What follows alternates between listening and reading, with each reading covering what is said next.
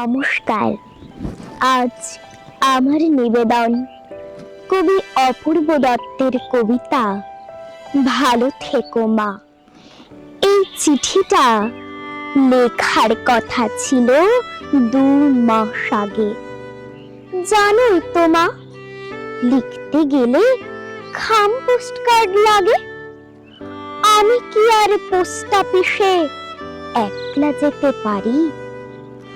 আমার যাওয়া বলতে কেবল পল্লবীদের বাড়ি।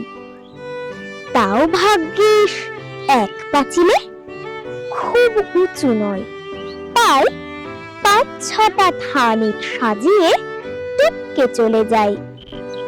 ছোড়দাকে রোজ বলতে বলতে আজকে হলো দয়া। জোড়া শালিক দেখলাম বলে দিনটা এত দয়া। তোমার জন্যে আমার মাগো কি মন খারাপ করে। যতই ওরা তোমার ছবি টাঙিয়ে রাখুক ঘরে, তাতে কি আর মন ভরে মা? সত্যি বলছি শোনো, ছবির মা কি আদর করে, গল্প শোনায় কোনো? বাবা বলে তোর মা গেছে দূরে, অনেক দূরে।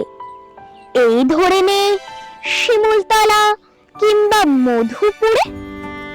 বাবা ভাবছে রুমি বোধহয় আগে রুমি আছে।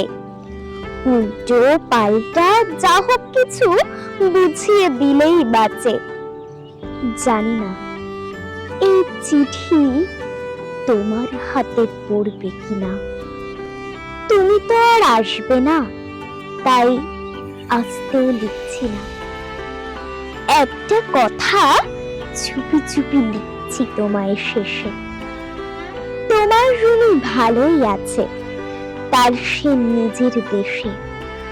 ভালো থেকো। আমার কথা মনে পড়লে বলো। এবার উঠি, পিয়ন কাকুর আসার সময় হলো।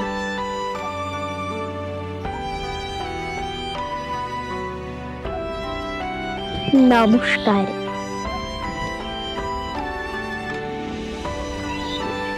বন্ধুরা, আমার কবিতা যদি আপনাদের ভালো লেগে থাকে তাহলে অবশ্যই লাইক, কমেন্ট এবং শেয়ার করে দেবেন। দেখা হচ্ছে পরের ভিডিওতে। ভালো থাকবেন এবং সুস্থ থাকবেন।